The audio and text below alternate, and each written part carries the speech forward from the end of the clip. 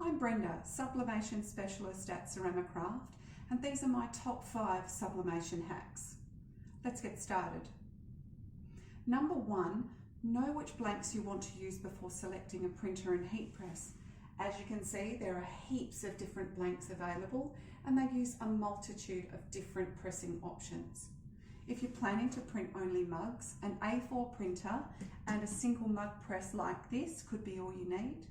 A multi-press and an A4 printer are a great combination if you're unsure of where your sublimation experience will take you. It allows you to try a variety of blanks and is a great economical start. Number 2, make sure you install the ICC Profile for the ink you have purchased.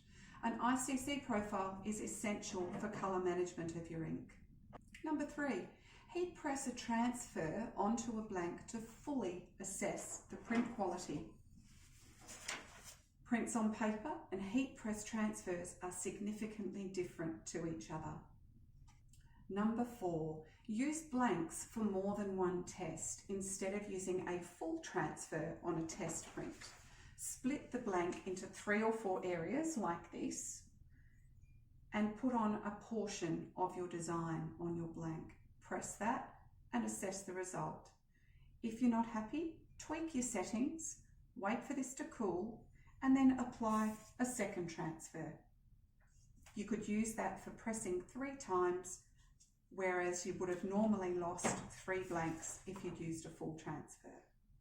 Number 5, manufacturers' times and temperatures are a great starting point, but you may need to alter these to suit your own equipment.